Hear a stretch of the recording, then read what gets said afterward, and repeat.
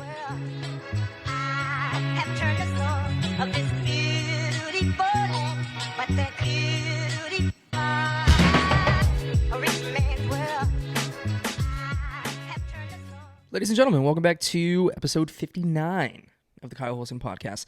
This is going to stand as a follow-up to episode 57, an episode where we discussed in detail the Shohei Ohtani and Ippei Mizuhara gambling scandal. We talked about some other gambling scandals. It was pretty centric around this specific MLB scandal. Now, if you don't know anything about the story, I would highly recommend either going to read before listening to this podcast or going to listen to episode 57 to gain some sort of an idea of what we're talking about.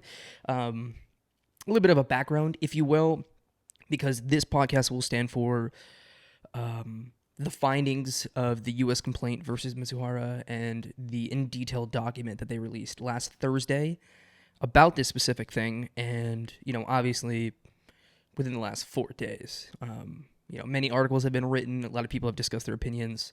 So I figured since I did that in episode 57, I might as well follow up. So I read the entire legal document. It was about 36, 37 pages, I believe. Took about 2 days to kind of break down the story, figure out where I wanted to go as far as recording another podcast. I felt like as soon as that dropped, it was like, I got to get right into it. And I have to put aside some other, you can call them stories, but podcasts that I was planning on doing this prior weekend. And this kind of took me completely by storm. And I figured, well, emergency podcast time. So let's get right into it. So if you don't know anything, I'll give a slight background. Shohei Ohtani is a professional baseball player for the Los Angeles Dodgers. He was originally playing for the Angels. He signed the largest contract in MLB history, 10 years, $700 million. He has a translator that he brought over from Japan. His name is Ippei Mizuhara. This is the individual that the entire case, or in this case, complaint, is about. And this was all kind of started from journalists poking around. I believe it was the LA Times that started poking around. And then obviously it seems like ESPN was able to get a lot more and they released their story. Now, the original story is that Ohtani paid and knew about the gambling debts of Mizuhara. Mizuhara gave an interview to ESPN claiming that Ohtani knew about all of his gambling debts and all about the transactions and everything that went on with this story. Within 48 hours, he walked that back. Ohtani finds out the truth because he didn't know anything about it. Meanwhile, it's now come to light that the IRS and Homeland Security were investigating an illegal book site located in Southern California, specifically around a Matthew Boyer, considered one of the bookmakers of this book, although I believe there are 3 according to the document. And yeah, in about 48 hours after Mizuhara says that or claims that Ohtani knew, everything got walked back. It completely unraveled in the baseball world, and I took the opportunity to kind of use it as an example of what gambling does to not only people, but also the professional sports, considering all the different advertisements that get ran and the consequences of that. And these are part of the consequences, albeit an illegal, right? Illegal operation that is probably happening in many states in many different locations of the U.S. that has gambling illegal. It doesn't change the fact that there's a lot of promotion towards gambling. So what we're going to do today is we're going to break down that legal document. I'm going to try to keep this concise, short, sweet, to the point. However, I am going to read a lot of the quotes from the document. I saw a lot of information on Twitter and a lot of people's shitty opinions on Twitter and different social media sites, clearly showing that they just didn't read the document, not understanding how the feds came up with their conclusions. And a lot of people still want to be very conspiratorial about it, that Ohtani is really the one who did it and Mizuhara is the one who is the fall guy, when in actuality, if you read the document and if you understand the document, you can easily connect to the fact that no, Ohtani is definitely completely unaware. According to the documents, according to all the information we have, my conclusion is that Ohtani doesn't know and that Mizuhara fucked up. And so we're going to break down the U.S. complaint versus Ippei. Ippei was actually, I think, last week, or maybe it was today or Friday. I can't remember. This is being recorded on April 15th on a Monday. He was settled on a $25,000 bond, and he's a free man right now. So hopefully he doesn't gamble. Sorry, that was low-hanging fruit. So you're probably wondering how the feds caught on to Ippei Mizuhara. Well, the feds were already investigating. The feds, meaning IRS and Homeland Security. So when I refer to the feds, just consider those two federal agencies. It's just easier to say feds rather than IRS and Homeland Security every single time they're going to be mentioned. They begin investigating this Matthew Boyer, this bookmaker located in somewhere in Southern California, running an illegal book site. Now, for those of you who don't really know, this particular one, you had to know people. You had to have no connections. You had to be somewhat of a baller in terms of the amount of money you're gambling. I believe it was reported on this document that over 600 people were on the site. So, this is a decently successful illegal site here. You need a password, you need an account number, all that has to be provided by an individual running the book. So very kept quiet, very off limits to normal people like you and me, unless you're in the circles of those specific people, like Mizuhara seemed to be. He who met Matthew Boyer through another MLB player. Weird, but we'll let it slide. So the feds begin investigating this Matthew Boyer site, and they begin to find out that he is also money laundering through Vegas casinos. So the feds did actually have to go and get non-prosecution agreements with casinos, and that's a huge fucking mess. But these investigations have actually led to over 12 criminal defendants and 1 money service business. On March 21st, 2024, Homeland Security agents intercepted Mizuhara at Los Angeles International Airport after he deboarded a flight from South Korea and seized his phone. That's when the investigation began. So about March 21st, I believe the article that came out was probably a few days before this.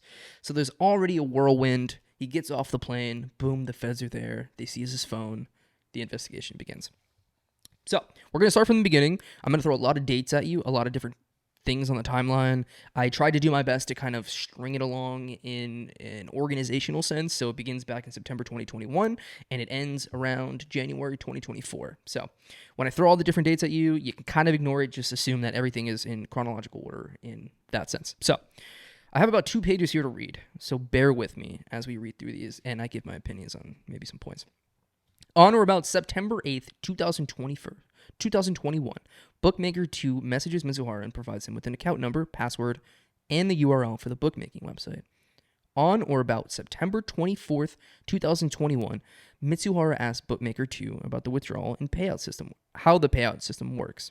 Essentially, whatever you're up or down by Sunday, you pay or receive. On or about October 27th, 2021, Bookmaker 2 messages Mizuhara attempting to collect some of Mizuhara's debts. So we're already about a month in, and he's already racking up debt. And dudes are already asking, where's my money? Right? If you're down after the first month, I feel like that should be an early sign that maybe this is not for you. But if you're stealing money from your buddy, fuck him, right? That's what Ippei said, at least. On or about October 31st, 2021, 4 days later, Mizuhara begins having issues accessing one of Ohtani's checking accounts, claims that he needs more info in terms of the wire recipient, so he needs their name, their address, blah, blah, blah, blah. Claims that he needs more info in order to submit the wire. Mizuhara begins to have issues wiring large sums of money. He texts Bookmaker 2. Now, before I get into that quote, but you're going to have Bookmaker 1, Bookmaker 2, Bookmaker 3. We're assuming that these are the 3 different bookmakers that run this illegal site, the one who have connections to Ohtani. Now, you'll get one talking about number 2, and then number 2 saying, oh, well, number 1 needs... So we don't really have the names in particular at this point. Obviously, it's a criminal investigation, so... if these people are working with the feds, then they're going to hold on to these names until it becomes public, or maybe not. Who knows? Mizuhara begins having issues accessing Ohtani's accounts. Mizuhara begins to have issues wiring large sums of money. He texts bookmaker 2, quote, I tried sending it 2 days in a row and it keeps getting canceled. Can you ask him if I can send a smaller amount? Maybe like 15,000 at a time. I will send it on back-to-back days. Sorry for being a pain in the ass. This is our first indication that the debts are larger than 15,000. And if he's saying that he's got to send them on back-to-back days, we're talking at least $30,000 already off the bat. Now, we don't get any sort of word on what his credit line was with these guys until later in the story, and we start getting into the six figures. But at this point, we know he's already $30,000 in debt month 2. We're about October 31st, he's already about $30,000 in debt with these people. Mizuhara's wiring requests continue to get canceled by the bank. He now attempts to use PayPal to send the dues, but because he is in Japan, he claims it's not working and can't send a lot of money because he's outside the U.S. Now, just real quick, he is, during this whole period, trying to access Ohtani's accounts. He never has any indication, at least it seems via this document, there was never any indications that he was interested in using his own personal checking account. He always attempted to use Ohtani's. That, to me, shows no remorse. First of all, the fact that you did it, and then as the story goes on, he just doesn't give a fuck. He's going to use Ohtani's money at no end. On or about November 9th, 2021, Mizuhara expresses to Bookmaker 2 that he is stressed that his consistent wiring attempts are not going through. On November 10th, 2021, Mizuhara is able to get a $40,000 wire transfer through. He realizes that if it's the same bank, it'll go through about $40,000 at a time. Now, we skip forward a little bit. January 2nd, 2022, Mizuhara asks Bookmaker 2 if he could reload his account after losing it all. He's quoted saying, "Fuck, I lost it all, lol, lol. Can you ask Bookmaker 1 if he can bump me 50,000? That will be my last one for a while if I lose it." Remember that right there, that last sentence. That will be my last one for a while if I lose it. January 2nd, 2022. Pause.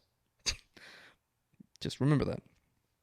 At about February 4th, 2022, Mizuhara tells Bookmaker 2, quote, "The last transaction got canceled as well. I went to the teller and everything should be sorted out. I made another transfer of $300,000 today since I lost the $100,000 already." He later confirms that the wire went through with an exclamation point. He's happy that he's committing fraud. Multiple instances of bad stretches of gambling for Ippei, which are obviously confirmed via the text that the U.S. government is using to investigate this whole thing. On March 6th, another month later, Mizuhara asks for a bump on his credit line. So, again, he's losing it all. He's saying, this is going to be my last one. Instantly asks for another bump. This is a man who has a problem. This is a man who there are no ends in terms of, hey, maybe I should take a break. Maybe I shouldn't gamble all of my friends' money away. 4 days later, Mizuhara asks for a credit line of $300,000 to go down to $100,000. This is our first instance of, man, I fucking suck at gambling, don't I? On about May 16th, 2022, so about a couple months later, Mizuhara messaged Bookmaker 1 stating, "I sent out $500,000 just now. I tried $1 million, but it won't let me for some reason. I will send another $500,000 tomorrow or the day after." It didn't work because you're committing fraud, you jackass. About a month or so later, Mizuhara realizes he can only send $500,000 at a time. He also realizes that if he sends it bank to bank, so the same bank, it'll go through. There's not an extra step of fraud protection, is my assumption. I'm not 100% positive how that works, but if it's same bank to bank, I'm sure there's a lot less liability for another bank to take in a wire that may be, a fraudulent transaction. Here's my favorite part about this. Aside from him obviously admitting via text, and there being a record of him knowing that he's a terrible sports bettor, upon this whole scheme of his, he made Ohtani pay for the losses. Meanwhile, all of his winnings would be sent to his personal checking account.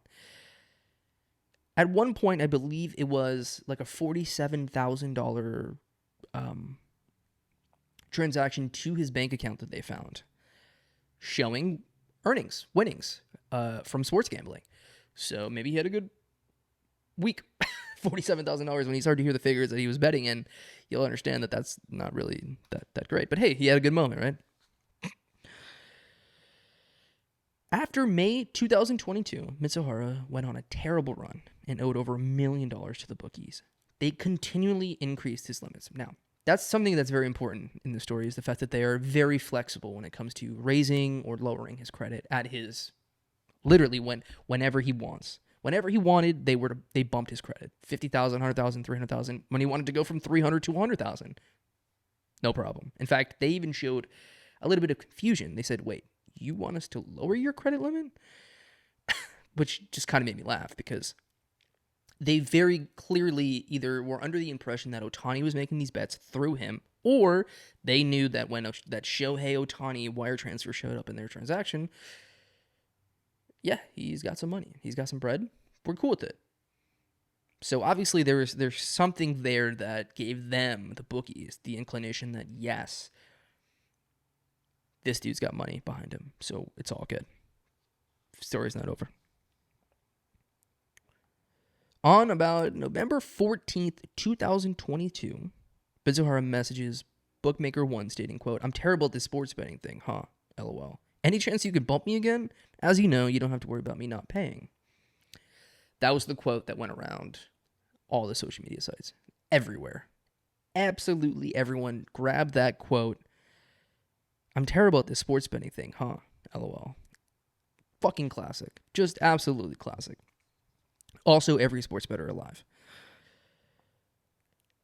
After asking for a bump, once again, Bookmaker One messaged him and insists on a payment of at least $2 million by June 1st, 2023. So these bookies are already starting to see the writing on the wall, already giving this man a deadline because consistent payments are not coming in. So November 14th, 2022 is around the time where he's multi-million into debt with these people. And they're demanding a payment by June 1st, 2023, which is about, 8 months later or so. Mizuhara goes on a bad run saying, quote, "I got my ass kicked again, LOL. Any chance I can get one last bump? This would be my last one for a while if I lose it." That's the second one for keeping count. Bookmaker One responds the same day with, quote, "Okay, bud, I just want to be able to communicate it with my partner so he knows expectations. If I can assure them that a minimum of $400,000 will be sent every week, I can do the bump to whatever you want. It's just imperative that the $500,000 is sent every week. As you can imagine, the figures are very high and just don't want to be able to not deliver what I tell them. FYI, I have paid," he says, "FYI, I have already paid out of my pocket to him half of the balance that is on the account. So whatever is lost every week, I have to give him half of the balance. That's why I'm asking these direct, important questions," end quote. So this man is trusting Mizuhara so much, he's willing to put up half of the debts. Half. We're already in multi-millions. So we don't have an estimate. But whatever debt is at this current period, which seems like around multi-millions, this bookmaker is putting up half of it, which is absolutely fucking insane.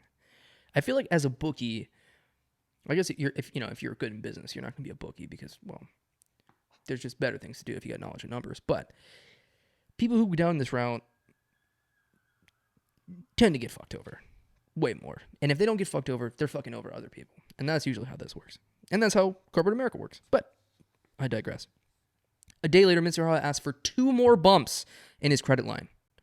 We're at 4 requests of bumps. 2 after him saying this would be my last one for a while. This is a day later after he says, this won't be my last one for a while if I lose it. A day later, Mizuhara asks for 2 more bumps in his credit line. Bookmaker One reminds Mizuhara of the $500,000 a week payments. On or about November 17th, 2023. So we're skipping very far ahead now. Bookmaker One reaches out to Mizuhara stating, "Hey, Ippei, it's 2 o'clock on Friday. I don't know why you're not returning my calls. I'm here in Newport Beach, and I see Ohtani walking his dog. I'm just going to go up and talk to him and ask how I can get in touch with you, since you're not responding. Please call me back immediately." This is the first moment we receive somewhat of a threat, somewhat of a serious frustration from the bookies in a sense of, where the fuck is this guy? And where's our money? And that is a very clear threat to Mizuhara. Like, we don't know what the fuck's going on, but we're willing to fuck it all up for you.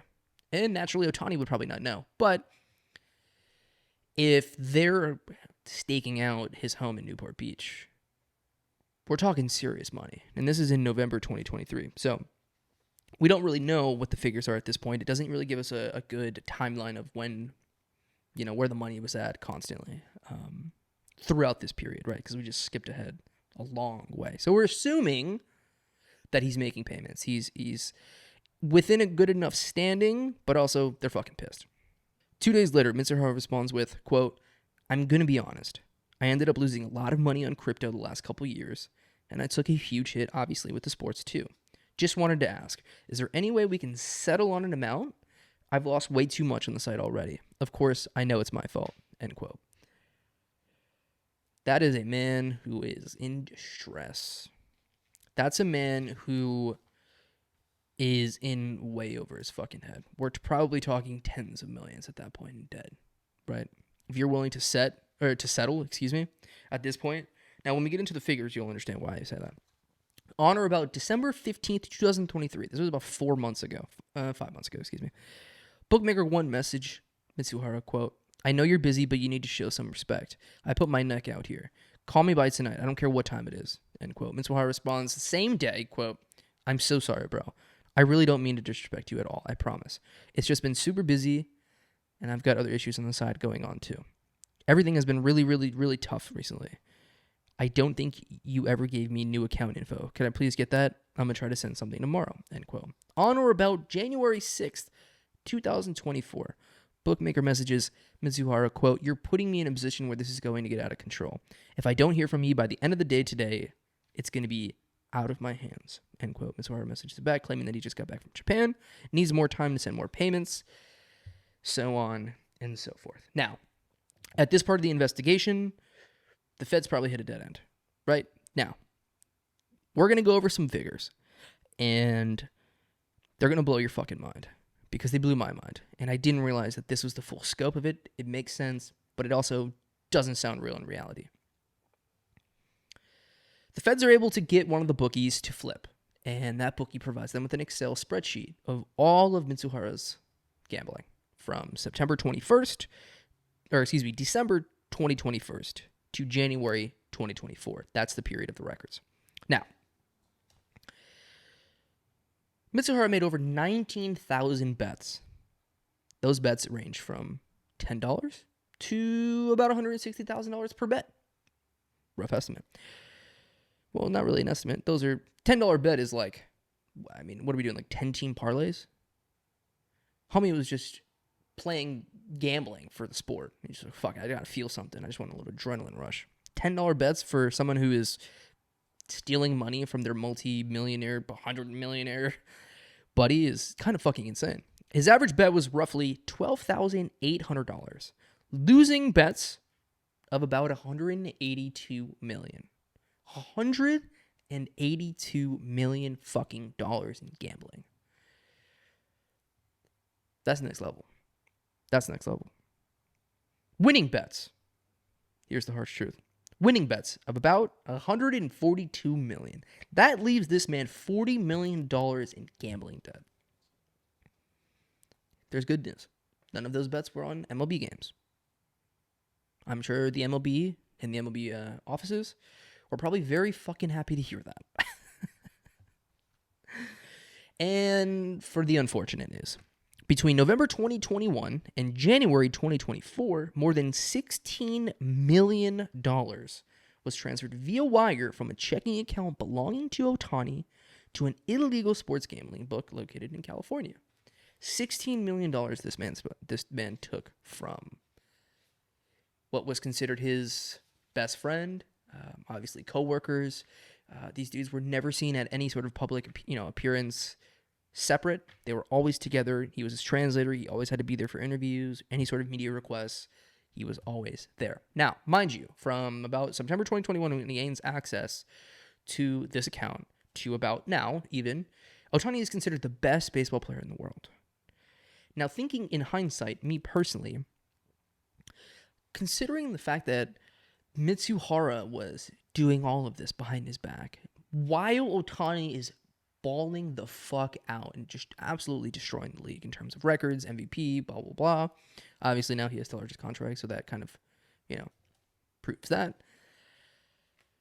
This man was behind his back taking millions of dollars. That is fucking insane. You really got to feel for Ohtani in that sense. Because, when you're an athlete, you lock in. That's your whole world. Some of these dudes enjoy the money, right? You're 19, 20, 21 playing in the MLB or the NFL and you touch real money. Sure, you have an incentive to not, perform at your highest, considering you have all these different new resources around you to kind of fuck around. Or distract you, in a sense. Ohtani genuinely enjoys baseball, loves baseball, plays it, goes home, and that's it. That's all we hear from him. He is highly regarded as somebody who is insanely privatized his life. Somebody who does not want to be in the public sky or in the public eye whatsoever.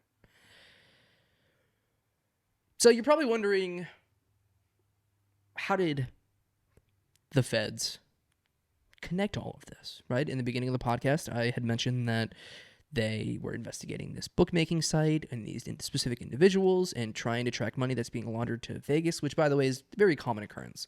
In order, if you want to clean your money, you're going to have to find an easy way to do it. An easy way is to go bet at Vegas, right? Put your cash in.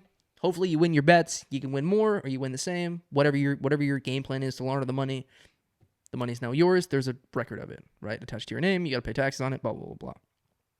They get a sniff of this. They start to get, to work. So they found this just as easily as they would find just about anything in a criminal case, referring to, you having documentation on your own phone about all the illegal things that you're doing. Bank and call logs identified multiple calls received from a telephone connected to Mizuhara. The same number has recordings of Mizuhara impersonating Ohtani to gain access and change information on the account. They have recorded phone calls of him impersonating Ohtani, answering security questions that only Ohtani would know. They have recordings of this. You really got to enter into the mind of the criminal, right?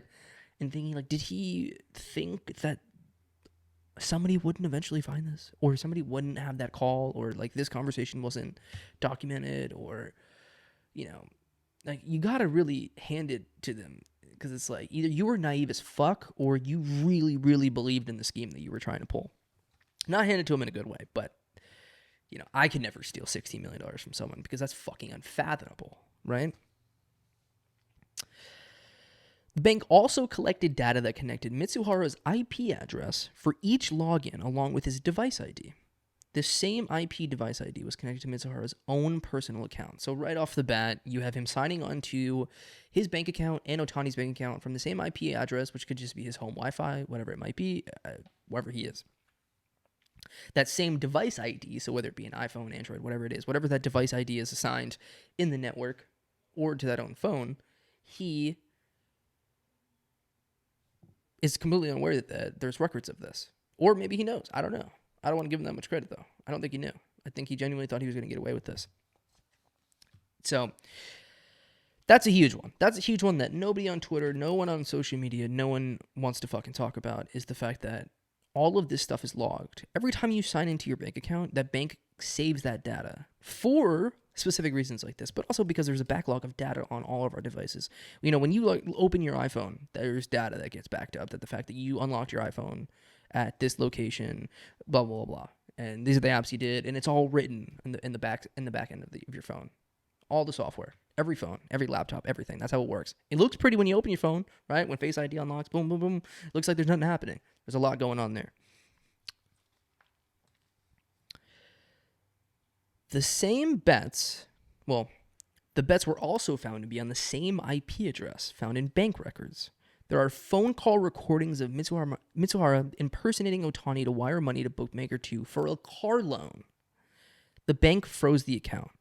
On another call that same day, Mizuhara spoke to another person with the bank and was able to unfreeze the account by answering security questions. I mentioned that a little bit earlier.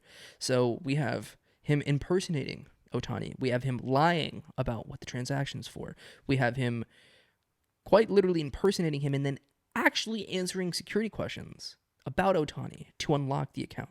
So the bank did what the bank could, right?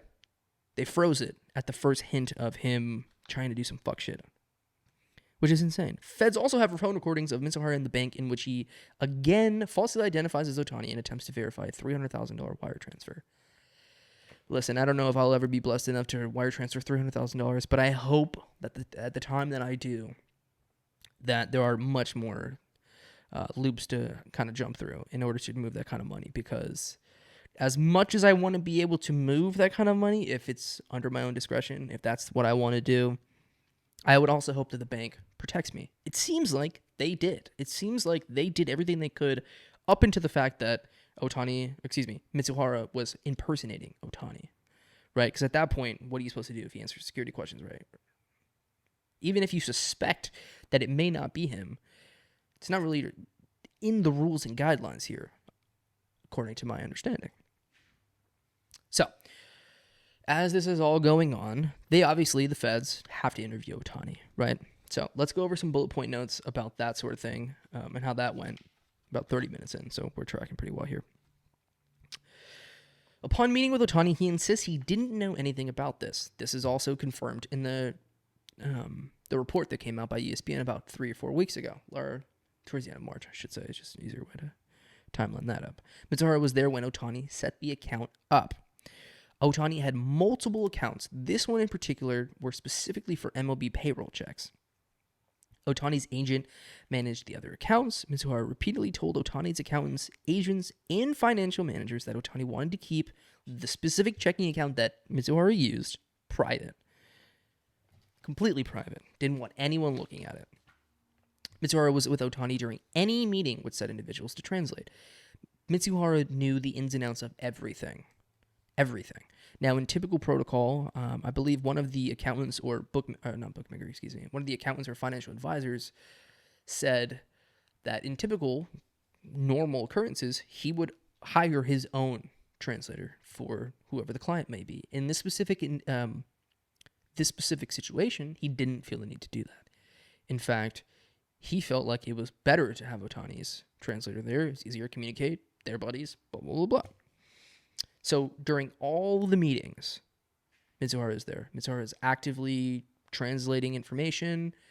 I mean, I'm not going to say he was sitting there with a notepad writing all the information down, but very clearly has a peculiar window into the finances of Ohtani. Now, Ohtani, obviously, you can't fault the guy. He trusted his translator, his buddy, if you will.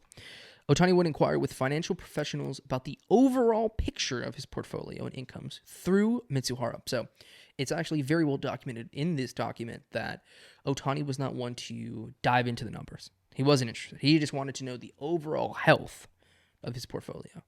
As long as it was green, it seems like he didn't care because, again, Ohtani seems very private. We don't know a lot about this guy, aside from the fact that he's the best player in the world. Ohtani says the first time he learned of all this was after the Dodgers team meeting. No one translated for Ohtani, so he was left in the dust during the actual meeting. Mizuhara then spoke privately with Ohtani at their team hotel in South Korea and told him everything. So, in the original report that came out towards the end of March, we know that Mizuhara gave a speech to the team. We had Dodgers execs in that room to kind of say there's going to be a story coming out. Mizuhara stands up, talks to the team for a couple minutes. He says that he has gambling debts, and yeah. During that period, obviously, Ohtani doesn't know what the fuck's going on. No one's translating for him. So he is completely befuddled. He has no idea what's going on. Mizuhara then, at the team hotel later that night, explains the entire situations to him. And, I gotta say, that had to be the hardest part of all this. Obviously, Mizuhara might go to prison. He might have to pay back all that money, pay fines, lawyer fees, blah, blah, blah. Before we know it, it could be 16 million, maybe 30 million. I don't know. I don't know how that's going to work. I don't know what the judge is going to rule on that. But the hardest part of all of this is probably not admitting that he did wrong, but probably having to look Ohtani in the face. And now, that is good.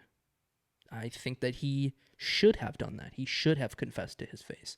Now, we don't know what goes on in that conversation because it's not shared. But I think, $60 million is a lot of fucking money. But I think that there's a little bit of good in the fact that Mizuhara had to look the man who he betrayed in the eyes and admit, I fucked you. I fucked up.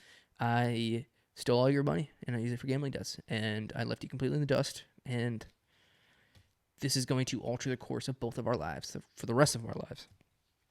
Now, there's also an interesting thing here at the fact that during all of this, towards the end of the legal document that the U.S. released upon their findings, Mizuhara was sending packages to the Dodger clubhouse, the team facility. Whatever that is in particular, it doesn't share. But clubhouse is the word they used, so we'll run with that. Mizuhara asked a clubhouse employee to put aside his packages sent there. He used an alias, J Min. Now, you're probably wondering what was in these packages. Well, he took $325,000 of Ohtani's money and bought baseball collectible cards, right? So just sports trading cards, essentially. Now, at the time, I'm assuming this is, right, a little while ago, a lot of these sports cards have a huge market now, for whatever reason. I'm not particularly into that, but, I got a buddy who does card opening stuff on streams, pretty successful, does his thing.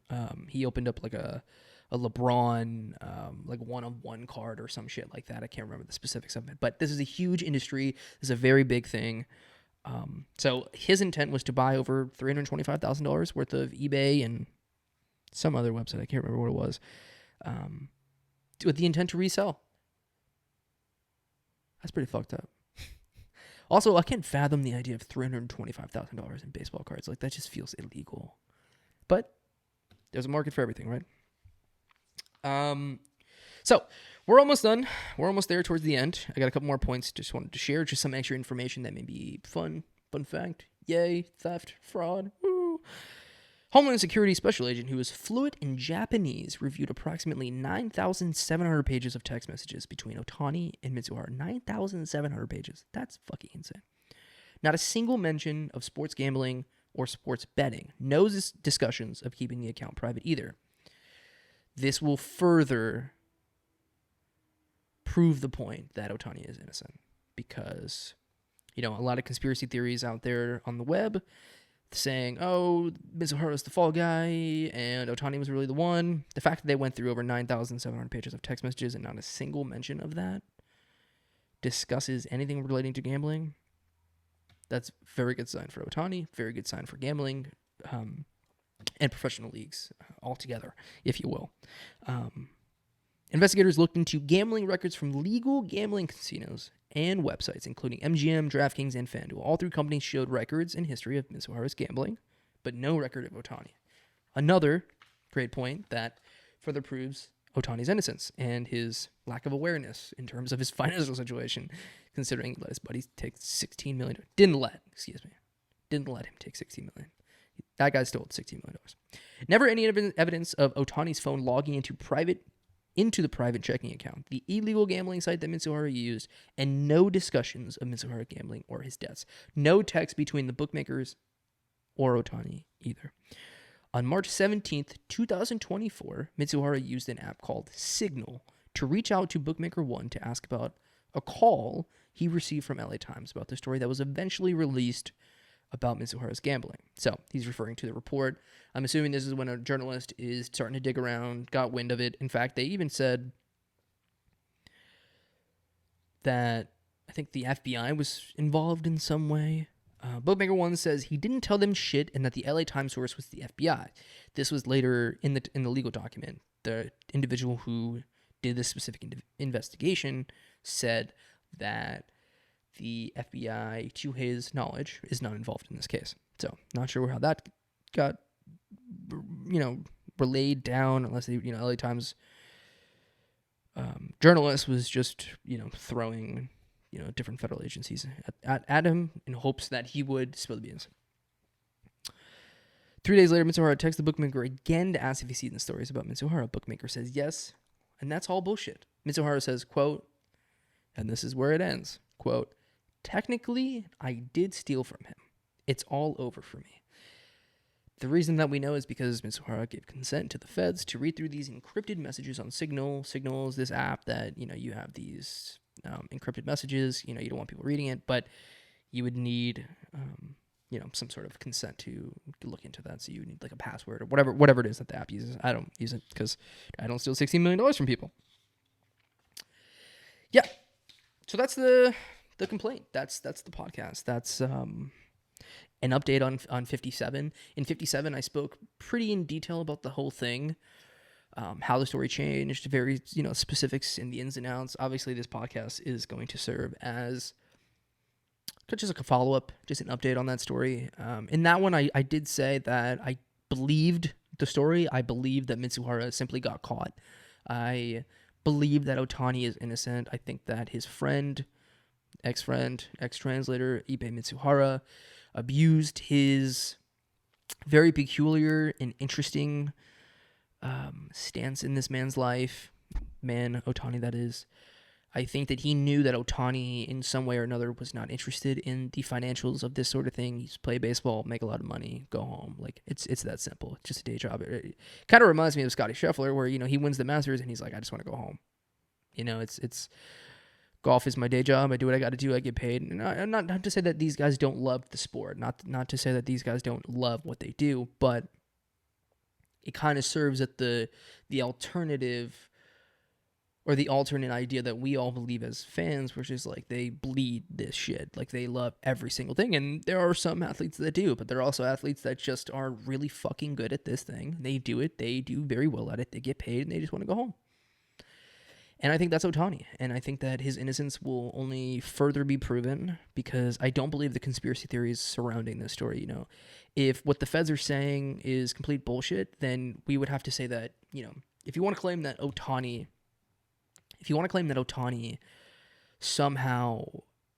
and Mizuhara somehow schemed up this perfect plan of burner phones and all this, this and that, and they were able to fully scheme against the federal agencies that eventually were going to catch up to them, it's just complete bullshit. It's just complete bullshit, right? They have all the information they need. They have the bookie who is obviously sourcing information like Excel spreadsheets to them. They have all the IP records, the data records. They have his device ID signing into Mizuhara's device ID and IP address signing into not only the book site, but also the account at the same place. None of Ohtani's phones, IP addresses, or anything are linked to the bookmaking site or even the bank accounts, which just further goes to prove the fact that Ohtani was completely left out of the dust when it came to that sort of stuff. Now, all of the accountants, financial managers, these guys all were interviewed. I believe there was a financial manager, an advisor, and an agent. They were all interviewed, and they had all actually shown interest. They had claimed that they had shown interest to Mizuhara in the fact that they were concerned about the accounts. They were concerned about the fact that there could be some sort of tax issues. Here it is. I'll read from the source. Ohtani's bookkeeper, who prepared tax info and managed some assets, had zero insight into this specific account. Questioned Mizuhara about tax liabilities with a private account. Tax penalties could occur if gifts or accrued interest is unreported. Mizuhara claimed that he didn't have to worry about it. No gifts and no accrued interest. Ohtani's accountant could only go through Ohtani's agent or Mizuhara. Accountant also shared the idea that unreported gifts and interest could negatively affect Ohtani. Mizuhara claimed none of the sort. So, you have Mizuhara, who is quite literally running this checking account where all of these MLB payroll checks are being deposited into, and no one there's no oversight on this account. There's not a single financial manager, agent, accountant, or anyone is able to further look into this account. And, Mizuhara could have been fucking buying dope shit, right? New outfits, new shoes, a new car, whatever. Probably would have got caught quicker. But, the simple fact that these said individuals in Ohtani's life had all expressed serious concern, as financial managers, blah, blah, blah, had all expressed serious concern over this one account that they didn't have access to, is a pretty telling sign at the fact that, Ohtani was quite literally just left in the dust. He wasn't checking in the accounts, didn't care to. I mean, I don't know. When you have that much money, I have to only imagine that, money's not a problem. So checking your bank account every morning, like some of us people, it's a different ball game at that point in life, or at that height, if you will. Not only in sport, but just financial situation in itself. Absolutely crazy. Absolutely crazy. Back in episode 57, I kind of expressed the fact that, I believe the official narrative. I think that Mizuhara simply got caught, and that's still where I'm at. You can't fuck around with the feds when it comes to them quite literally tracking IP addresses and device IDs and having absolute proof via text messages of Mizuhara. There is no grand scheme of a cover-up here to protect the sport. And I know that a lot of people want to claim that, but a lot of people are also super uninformed simply because they don't want to read the information given to them. And I think the feds have like a 95% success rate with cases. And it's like, man, that's a really small margin for error here. And if they were to fuck up something at like this grand, it would quite literally collapse the fucking criminal system in a sense of like what the fuck's going on behind closed doors. So I don't want to even get into the conspiracy theories at that point, because it's like very clearly you're uninformed. You're not interested in finding out. You're committed to your narrative of some bullshit conspiracy at the fact that Ohtani and Mizuhara cooked up some scheme, and now the MLB is also a part of this scheme, and it couldn't be further from the truth. And I'm not saying everything that in this complaint is true. Obviously, you have to go through court proceedings. You have to have a judge rule on this. And man, if you were to ask me, just off the top in the moment, what his penalty is going to be, Mizuhara, that is, I have to assume. I mean, he admitted it in the text that he's guilty. And this is years and years. I just have to assume that we're getting, max sentences. We're going to get, I think the max sentence I read was about 30 years. Like, I could see 30 years in prison. You're going to have to get a really friendly judge, or you're going to have to find some loopholes in the court system. But 30 years, $16 million, a lot of money, man. A lot of money. And then, you're talking about pretending to be Ohtani on phone calls, all that they have recorded. Like, there's just so much evidence to support all of these claims that, I think that they're going to really make him an example in a sense. And, this is not something that the government, when it comes to these high-profile cases, it's not something that the government takes lightly. And we've seen that with numerous cases in the past. And, nothing with the jury can really change my mind, because, he's gonna get his. And he deserves it. He deserves it wholeheartedly. $16 million, $325,000 for baseball cards that he wanted to resell, sending the winnings to your own personal checking. Like, he very clearly used and abused his privileges, and used his friend. And I think that's the most fucked up part of it all. Is like, $16 million is fucking insane, man. I mean, $10 is terrible, but the fact that he had access to probably the best life that anyone could fucking dream of when it comes to translating for the greatest athlete in their sport at that time. Like, what a just major bag fumble, right? His buddy just got him, like, he went from $80,000 on the Angels to about $500,000 at the Dodgers upon Ohtani signing with a new team. And that man was going to be fucking okay. And it sounds like he just got in over his head. And, about 2 years in, we noticed that he's getting multi-million dollar debt with these people, and at that point there really is no turning back. There really is no, after the $2 million, you either pay me $2 million by June 1st, 2023, or we have problems. You already got problems. If they're saying we got problems, they got problems. If they're standing outside waiting for Ohtani on the old, whack the kneecaps like the mob back in the day for the debts that people owed them, it's a dangerous game you're playing when it comes to illegal sports making, because there are no rules. You're already breaking the rules the second you sign up for it. So there is no turning back at that point. But all right, we're about 4 minutes past what I said was going to be a 45-minute podcast. That is all I have for today. I thoroughly enjoyed reading through this. I thoroughly enjoyed the challenge of trying to just read and absorb this whole fucking thing, because it is absolutely insane. I cut short my other podcast research and breakdowns to attack this, and somewhat of an emergency pod. I mean, it's about a 3-day prep. Yeah, I was supposed to record yesterday. Fortunately, didn't because of just a major migraine. So pushed it back another day. Worked today. Came home. Brushed up on the notes, and here we are. So the next podcast probably be next week. I want to say I'll record this weekend. No promises. Going to be very, very busy.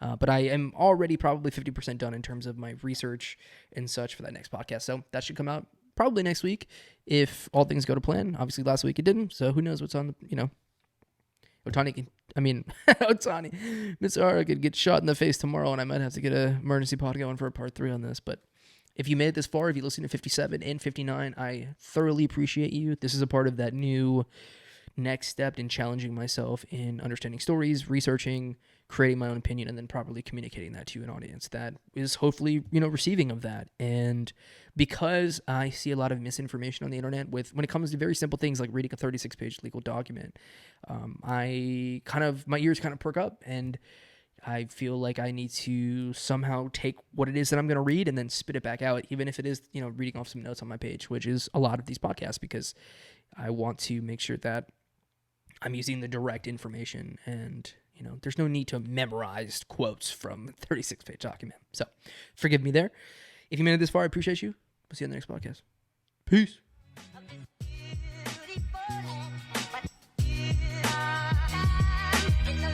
A rich man's world.